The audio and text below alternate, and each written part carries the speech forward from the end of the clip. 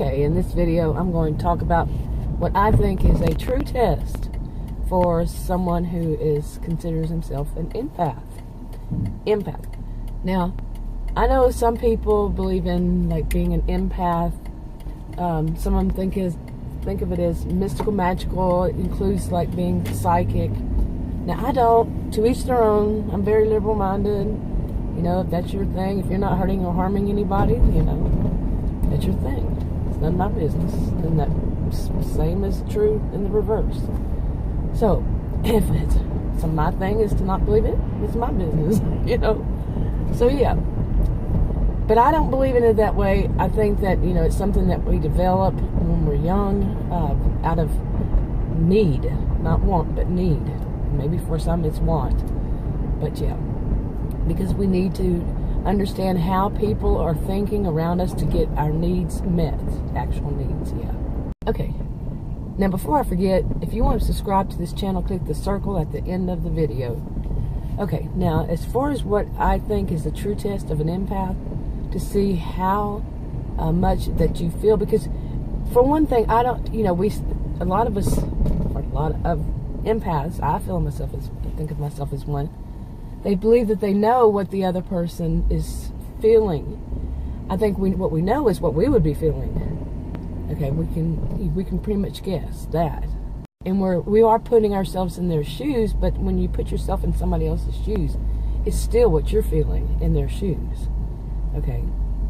Okay, now to get to it, I think that a true test would be to be around someone who doesn't speak the same language. You two do not have a language in common. Okay, let me put it that way. You may speak a few words of each other's language, but you still don't have down all, you know, you have down some, you know, very few of the verbals, you know, the words.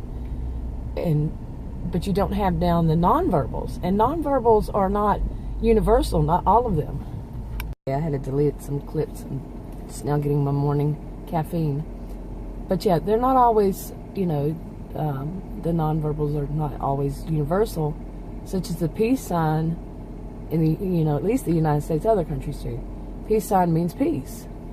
But to some others, it may be the same as if you had put down your index finger. Okay, so they're not all the same. And but you know, like, I hope I deleted this one. Like but some things are similar. Like if you eat something that is bad, bitter, whatever, there's a survival instinct.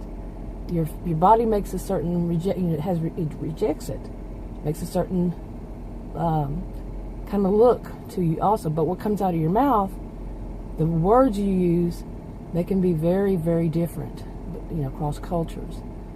Just think of how many that you use yourself when that happens. Okay, this is not getting done because I felt a reason to, it's not going together right, because I felt a reason to move, and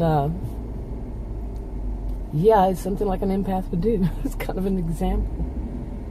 But yeah, you know, if you're around somebody who speaks a different language, has a different culture, it could be very different in how, what you would feel that they're feeling might not be that at all, because of their body language is going to be might be very different also. Not in a situation like they ate something that was wrong, but in a situation like if they were on the phone and their voice, you know, it could happen like this, their verbals, they speak, you know, they seem like they're upset whenever you find out later on they weren't upset at all.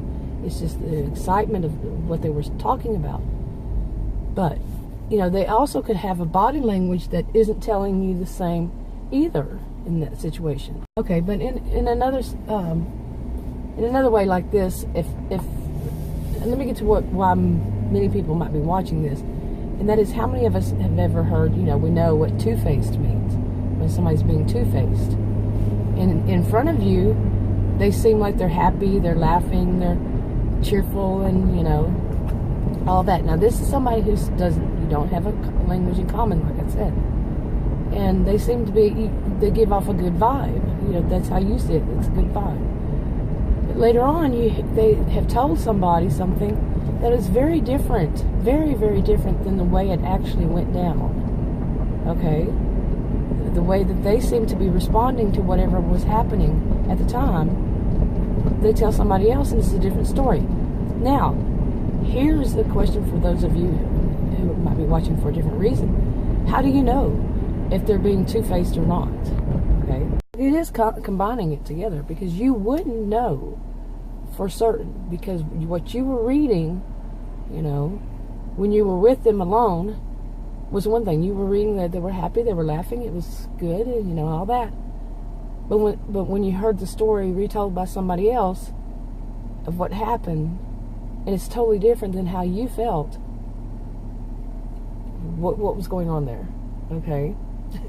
Do you see what I'm saying? Can you really say that you picked up on their feelings, on their emotions in the right way? Could it be that they're two-faced and they told that other person a different story just to get, you know, some kind of attention, or, you know, to spread, do the smear campaign, whatever, you know, on you? Or is it the person who's telling you what they were told? Are they doing something? How would you know? Okay, and I think that doesn't matter if you're a person who thinks that they, you know, are more psychic, or people who don't. Do they just feel like they're picking up on, you know, another person's emotions? I don't think it makes a difference. What do you think? Anyway, I'm going to wrap this up. This video, like I said, if you want to subscribe, click that circle. And if you want to watch another video on this channel, click one of the rectangles.